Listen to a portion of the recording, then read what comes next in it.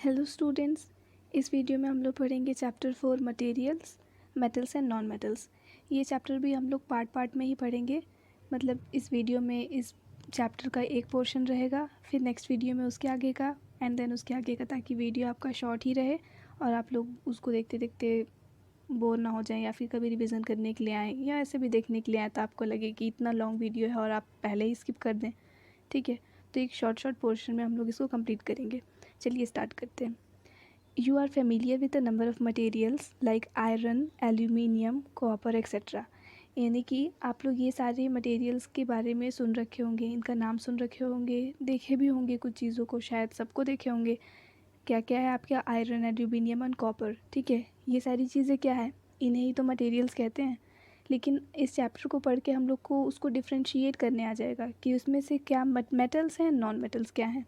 ठीक है, अभी आप अगर आपसे नॉर्मली पूछूंगी कि मेटल्स क्या है, नॉन मेटल्स क्या है, तो शायद आपके पास में आंसर ना हो, लेकिन ये चैप्टर पढ़ने के बाद आपको समझ में आ जाएगा। अब ये देखते हैं टेबल 4.1। इसमें आपका क्या दिया है?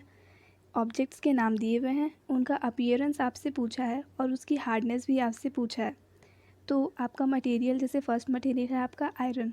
अब इसका अपीयरेंस कैसा होता है, मतलब आयरन कैसा दिखता है? शाइनी होता है या डल होता है? तो जहाँ तक हम लोग देखे हैं, आयरन शाइनी होता है। और उसकी हार्डनेस कैसी होती है? वेरी हार्ड होता है ना आयरन, बहुत हार्ड। अब सेकंड नंबर पे पूछा है कोल। कोल कैसा होता है? कोयला आपका डल होता है, वो उसमें तो कोई शाइन नहीं होता है। और उसकी हार्डनेस कैसी होती है? Not very hard. ऐसे ही करते हुए आपको ये सारे मटेरियल्स के बारे में बताना है। सल्फ़र आपका डल होता है और उतना हार्ड नहीं होता है। ठीक है, नॉट वेरी हार्ड लिखेंगे। एल्यूमिनियम आपका शाइनी होता है और हार्ड भी होता है। कॉपर कैसा होता है? ये भी शाइनी होता है और हार्ड होता है। ऐसे ही आप अदर मटेरियल्स को भी देख सकते हैं। जब इन सारे मटेरियल्स के बारे में हम लोग ये चीज़ें देख लेंगे तो क्या होगा आगे? क्या आप बता सकते हैं कि इसमें से कौन से मटेरियल्स आपके मेटल्स हैं, और जो मेटल्स हैं उसके अलावा जो बच गए वो सारे आपके नॉन मेटल्स हैं।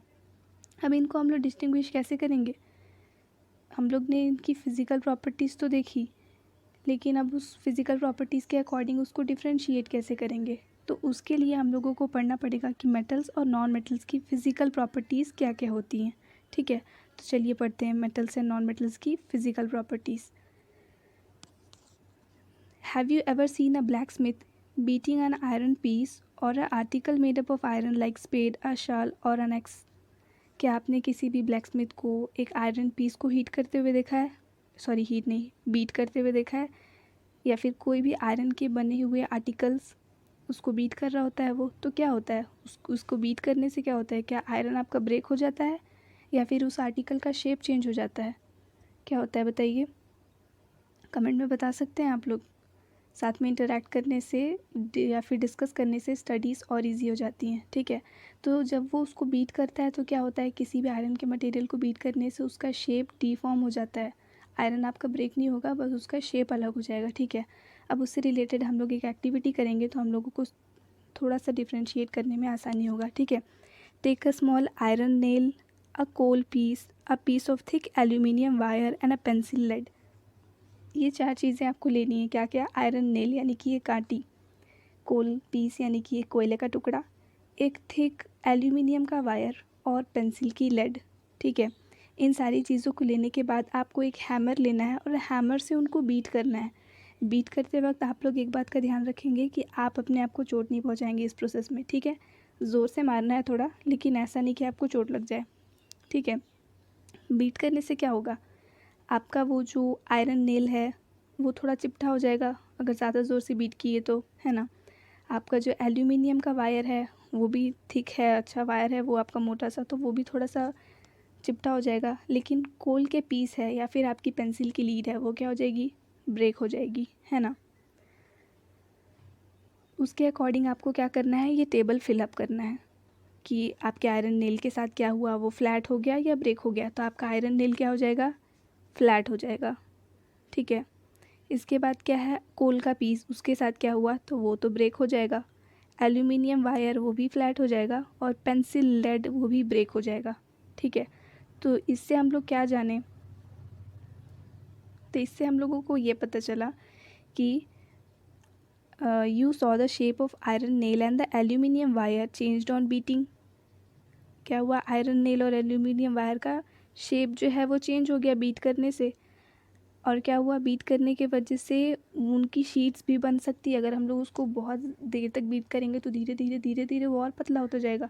जितना पतला हो कि उसको पतला करके उसका बाकायदा शीट बनाया जा सकता है। ठीक है, जैसे कि सिल्वर के फॉइल्स हम लोग यूज़ करते हैं। कोई भी मिठाइयाँ खरीदते हैं आप लोग, मिठाई के ऊपर सिल्वर कवर लगा होता है ना, वो सिल्वर के फॉइल्स होते हैं जिनको स्वीट डेकोरेशन में यूज़ करते हैं। उसके अलावा एल्यूमिनियम फॉइल्स भी आप लोग घर पे देखे होंगे, फूड रैप करने के काम आता है। जैसे रोटियां वगैरह रैप करके मम्मा टिफ़िन में फिल करती है ताकि वो गर्म रहे, है ना। तो ये सारी प्रॉपर्टीज़ क्या है कि मेटल्स जो हैं उनको हम लोग बीट करके उसका शीट बना सकते हैं। इस प्रॉपर्टी को बोलते हैं मेलिएबिलिटी। तो ये हमारी फर्स्ट प्रॉपर्टी हो गई मेटल्स की। The property of metals by which they can be beaten into thin sheets is known as malleability. Okay, अब इसकी एक प्रॉपर्टी हमने पढ़ ली कि मेटल्स कैसे होते हैं, मेलिएबल होते हैं, उनको थिन शीट में बीट किया जा सकता है। लेकिन यही प्रॉपर्टी आपके नॉन मेटल शो नहीं करते हैं। जब नॉन मेटल्स को हम लोग बीट करेंगे ना तो वो ब्रेक हो जाएंगे। ठीक है, तो ये हो गया हमारा फर्स्ट प्रॉपर्टी। अब इसके बाद क्या देखते हैं, क्या आपने कभी किसी इलेक्ट्रीशियन को स्क्रू ड्राइवर यूज़ करते हुए देखा है? उस स्क्रू ड्राइवर का हैंडल कैसा होता है? तो स्क्रू ड्राइवर का हैंडल हमेशा या तो आपका किसी लकड़ी से बना हुआ होगा, ठीक है, या फिर प्लास्टिक मटेरियल से बना हुआ होगा। अब ये क्यों होता है, तो इसके लिए हम लोग ये एक्सपेरिमेंट करेंगे और हम लोग को समझ में आएगा। ठीक है, आपको क्या करना है, एक बैटरी लेनी है, 3 वायर्स लेने हैं, एक बल्ब लेना है और एक ऑब्जेक्ट हम लोग को लेना है। वो ऑब्जेक्ट क्या होगा वो इस टेबल के अकॉर्डिंग हम लोग देखेंगे। ठीक है, जैसे कि यहाँ पे आपका क्या क्या ऑब्जेक्ट लेने के लिए बोला है, एक तो आयरन का रॉड या फिर कोई भी नेल मतलब कांटी, ठीक है, सल्फ़र का एक टुकड़ा, एक कोयले का पीस और एक कॉपर का वायर। इतनी चीज़ें हम लोगों को बोला है कि इसमें से हम ये चारों मटेरियल्स को लेकर के हम लोग को एक्सपेरिमेंट करना है। तो क्या करेंगे, सबसे पहले मान लीजिए हमने आयरन नेल लिया है। आयरन नेल लेने के बाद क्या करेंगे कि एक बैटरी है, ठीक है, ये बैटरी हमने लिया, इसके एक एंड से एक वायर कनेक्ट करेंगे और उस वायर को हम लोग आयरन नेल के साथ में कनेक्ट कर देंगे। यहाँ तक का आपका कनेक्शन हो गया। अब इसके बाद क्या करेंगे, एक और वायर लेंगे, उसको उस बैटरी से कनेक्ट करते हुए एक लाइट के साथ में, बल्ब के साथ में हम लोग कनेक्ट कर देंगे। अब जब ये कनेक्शन हो गया, इसके बाद एक और वायर लेंगे, उससे बल्ब और ये कांटी इन दोनों को कनेक्ट कर देंगे। अब इससे क्या होगा कि आपका बल्ब जलता रहेगा। क्यों? यहाँ से बैटरी से उसको इलेक्ट्रिकल एनर्जी मिली, बैटरी से आप उसको एनर्जी मिली तो वो उसके पास गया और उसको कंप्लीट होना है, इस पूरे भी सिस्टम को कंप्लीट होना है। तो उसके लिए क्या होगा कि यहाँ से भी वो सेम एनर्जी उसके पास आनी चाहिए।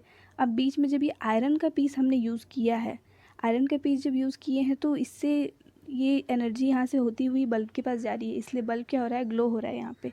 लेकिन इस आयरन पीस की जगह पे अगर हमने कोल यूज़ किया है, ठीक है, कोयले का टुकड़ा अगर हम लोग यहाँ पे रख देते हैं तो क्या होगा, तभी आपका लाइट ग्लो होगा?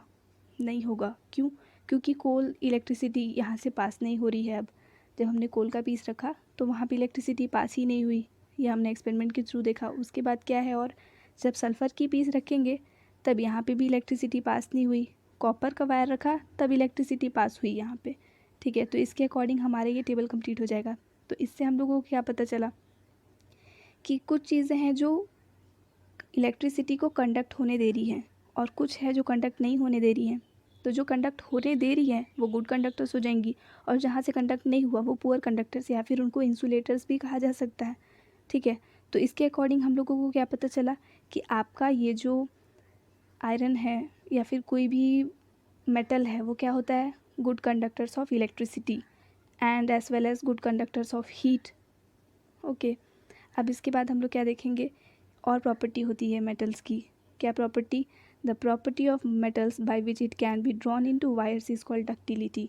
यानी कि वो प्रॉपर्टी जिसके थ्रू आप मेटल्स को वायर बना सकते हैं, उस प्रॉपर्टी को हम लोग बोलते हैं डक्टिलिटी। जैसे कि एल्यूमिनियम और कॉपर के वायर्स यूज़ होते हैं इलेक्ट्रिकल कनेक्शन करने के लिए घर में, तो ये क्या प्रॉपर्टी है आपके मेटल्स की, डक्टिलिटी।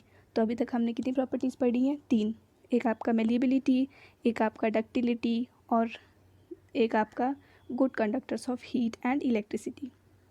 इसके बाद देखते हैं, इसके बाद क्या दिया है कि अगर कोई भी मेटल आपके पास में अगर है, तो क्या होता है, जब हम लोग उसको किसी भी चीज़ से हिट करेंगे ना, किसी मेटल को जब हम लोग हिट करते हैं, हिट मतलब मारना, हीट नहीं हिट, ठीक है। तो जब हम लोग उसको हिट करेंगे तो क्या होगा, रिंगिंग टाइप का साउंड आता है। या फिर अगर आप कोई कोयले का टुकड़ा आपके हाथ से छूट के नीचे गिर जाए तो वहाँ से भी साउंड आएगा, लेकिन रिंग जैसा साउंड नहीं आएगा, बेल टाइप का साउंड नहीं आता है। नॉर्मल किसी भी चीज़ के गिरने से तो साउंड आएगा ही, वैसा ही साउंड है उसका। लेकिन अगर कोई मेटल गिर जाता है ना तो रिंगिंग बेल टाइप का साउंड आता है, ठीक है। तो the property of the metals by which they produce ringing sounds is called that they are sonorous. इस प्रॉपर्टी को क्या बोलते हैं, सोनोरस। जब ringing bell type sound produce कर रहे हैं तो वो सोनोरस है। तो अब तक हमने पढ़ लिए इतने सारी प्रॉपर्टीज़, और उसके अकॉर्डिंग क्या क्या आ गया कि मटेरियल्स, कुछ मटेरियल्स ऐसे होते हैं जो हार्ड होते हैं, लस्टर होता है यानी कि शाइन होता है उसमें, मेलिएबल होते हैं यानी कि आप उसको थिन शीट्स में बीट कर सकते हैं, डक्टाइल होते हैं यानी कि उसके वायर्स बना सकते हैं, सोनोरस होते हैं यानी कि रिंगिंग साउंड प्रोड्यूस करते हैं, and good conductors of heat and electricity. तो ऐसे जो मटेरियल्स हैं जिनके पास में ये सारी प्रॉपर्टीज़ हम लोग को देखने के लिए मिल रही है, वो सारे मटेरियल्स को हम लोग क्या बोलते हैं, मेटल्स। और इसके एग्जांपल्स में क्या क्या आ जाएंगे, iron, copper, aluminium, calcium, magnesium etcetera, ठीक है। अब इसके अलावा वो सारे मेटल्स जो कि ना तो हार्ड हैं, ना ही उनमें लस्टर है, ना मेलिएबल है, ना डक्टाइल है, ना सोनोरस है, और कैसे हैं, हीट और इलेक्ट्रिसिटी के बैड कंडक्टर्स हैं या फिर इंसुलेटर्स हैं, उनको क्या बोलते हैं, नॉन मेटल्स। इसके एग्जांपल में आ जाएगा आपका सल्फ़र, कार्बन, ऑक्सीजन, फॉस्फोरस, ठीक है। लेकिन ना कुछ मेटल्स ऐसे हैं आपके, जैसे कि सोडियम और पोटेशियम है, वो सॉफ्ट होते हैं, इतने सॉफ्ट कि हम लोग उसको नाइफ से कट भी कर सकते हैं। और जो मर्करी जो थर्मोमीटर में यूज़ होता है, वो कैसा होता है, वो तो लिक्विड होता है ना रूम टेम्परेचर पे, ये भी तो एक मेटल है। तो ये कुछ एक्सेप्शंस हैं, मतलब आपके सोडियम, पोटेशियम और मर्क्यूरी, ये 3 पॉइंट्स याद रखना पड़ेगा। ये तीनों क्या है, आपके मेटल्स ही हैं, लेकिन ना तो ये हार्ड हैं और ना ही ये सॉलिड फॉर्म में है। Okay, thanks for watching, and next video आपकी आएगी जिसमें हम लोग केमिकल प्रॉपर्टीज़ पढ़ेंगे। उसका लिंक आपको यहीं डिस्क्रिप्शन में मिल जाएगा।